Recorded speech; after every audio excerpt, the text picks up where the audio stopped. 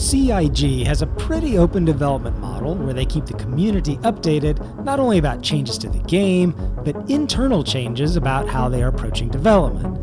A few months ago, they talked about moving to a staggered development model and gave a general picture of what that means. But I thought I'd take a deeper dive into that approach and talk about how it impacts the frequency of features, obstacles and potential bugs that need to be overcome, and the overall quality of features that we receive.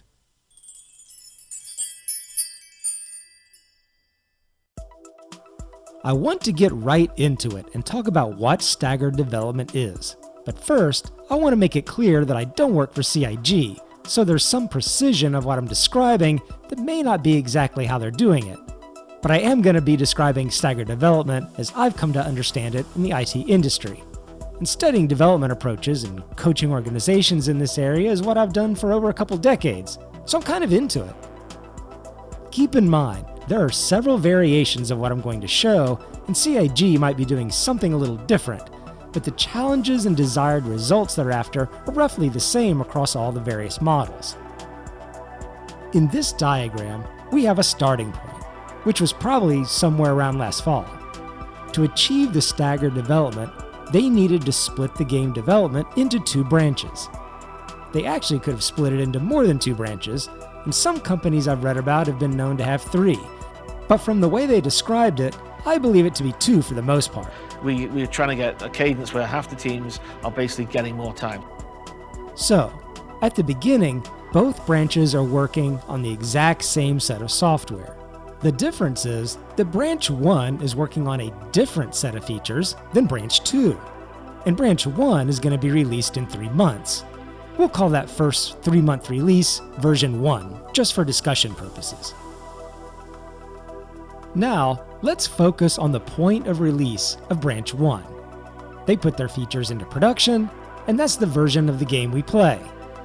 Meanwhile, Branch 2 is still busy working on their features on their branch of the software.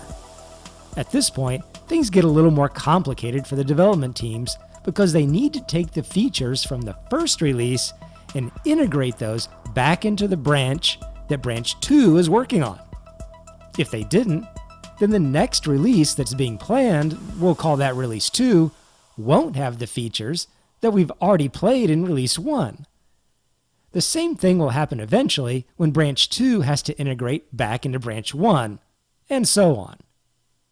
Sean Tracy talked about this kind of branch reintegration when he was talking about Theaters of War, and some work they still had to do. Yeah, I want to be sure about that. I'm going to say 3.9, but it's also sitting in a branch right now, so it's not yet in the main branch. It's a big chunk of work, which is not, the most exciting, but it was consuming some integrations from main branch, which were huge.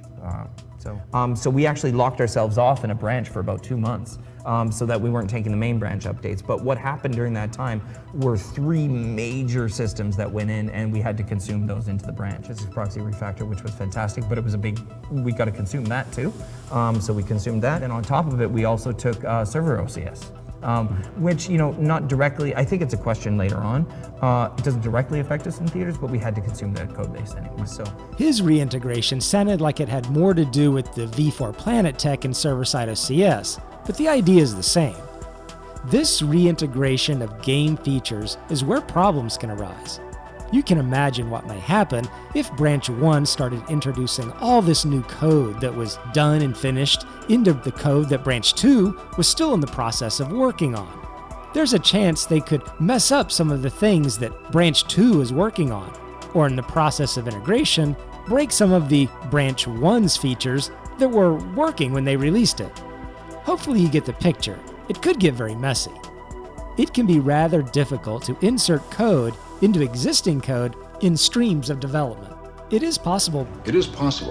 But it's just very high risk that things will go wrong, and is often a rather manual process that could slow things down. So, how do software companies like CIG avoid this? The key is to work on features that have as much isolated functionality as possible on the two branches. There will almost always be some overlap, but minimizing what needs integration will also minimize the risks and potential problems. CIG actually mentioned this isolation when talking about the prison system. it interacts with very few systems there. So I was able to kind of create a gameplay loop that's completely enclosed. This might be a contributing reason as to why we're getting prisons in the next update. It's more isolated from other things currently being worked on. So, what does all this mean to players of the game? Well, it means that we'll probably see longer stretches of time between features that they are going to be improving over time. It will be more in a 6-month time period, or maybe every other update, rather than improvements every 3 months. It would likely introduce those risks if both branches were trying to improve the same feature at the same time. This might also be true with some bugs as well. We might have to live with a given problem a little longer than we would like. This might be the case for something like the repair and refueling issue we're having at stations where we have to hover over the pad. People might have been expecting that to get fixed when we got the latest patch, but it might have to wait until the other branch finishes the repair and refuel mechanics that they're currently working on. We'll probably also see more chunky or disjointed features planned for each update, rather than continuing improvements. Not that it's hard evidence, but we might see this in the current roadmap between AI improvements in 3.9 and 4.0. In 3.9, we're getting improvements dealing with the ships and their movement and pathing. Whereas in 4.0, the AI improvements are with ground troops and their movement, with some new weapons they can use. I'm guessing here, but the ship AI and ground AI are probably very different from each other in terms of the implemented coding. Then in 4.1, which could change a lot, we're back to more ship collision detection kind of work, and some AI improvements with how the ground troops hold weapons. It's hard for us to know on the outside, but I can imagine that the character animations of how they would pull out a gun or hold it is a different kind of functionality, not overly related to how AI moves and uses cover. So, the distinctions of what features may or may not be related might be a little hard for us to see from the outside looking in. Here's Johnny! But what I wasn't seeing was much in the way of direct continual improvements of a specific feature as I looked across the roadmap. This kind of leapfrog implementation of features may not always be the case. They can certainly continue improving a feature back to back, but I'm guessing it will be less likely, and something like creating new moons That's no moon. might happen every update, if moon creation is rather independent of other moons. The staggered development should also mean that we get better features when they're released, because the development team had longer to work on them and perfect them. The idea is, rather than trying to get it done and squeeze it all into 3 or 4 weeks, we actually give ourselves plenty of time, so when we're delivering these features, we don't have more time to develop and make sure they're right, we have more time to really polish them, we have more time to really make sure that they, that they're fun, they work. Theoretically, we should also get more content at a faster rate with this staggered development. By having 2 branches, it reduces a potential bottleneck when all the features are having to run through the same branch. You essentially have 2 streams of development working simultaneously on features. It's just more about doubling the cadence. Yes, it's less people available for each branch, but overall, the idea in staggered development is that it should result in increased throughput. Star Citizen is a complex game with what seems to be a lot of interconnected parts, so I guess CIG will just have to see how this staggered development works for them.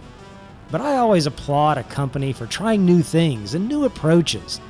We'll be sitting here in a year's time and we'll talk about some other improvements we want to do and so forth. But that's development. You can't stand still. You have to sit there and you learn from your experiences and you work out what's worked. If you just blindly do the same thing over and over again, then nothing's going to improve. Yeah. You don't know until you try, and if they get a nice cadence going with the staggered development, we should all be the beneficiaries of that effort.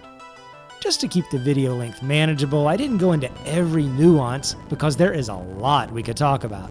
But let me know what you thought of this video, and if you liked getting a hopefully simple but deeper view into how CIG approaches their development.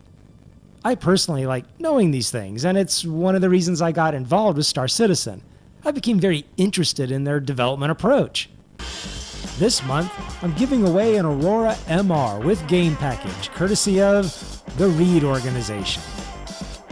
Reed is involved with engineering that includes mining and salvage mechanics, science, exploration, and transport logistics for cargo hauling. They also have a defense division, which keeps all your mining and cargo running activities safe. Reed has a focus on collaboration and a sense of respect, both within the organization and beyond to the rest of the community. Feel free to like and subscribe, use my referral code and all that jazz, and I'll be talking to you later.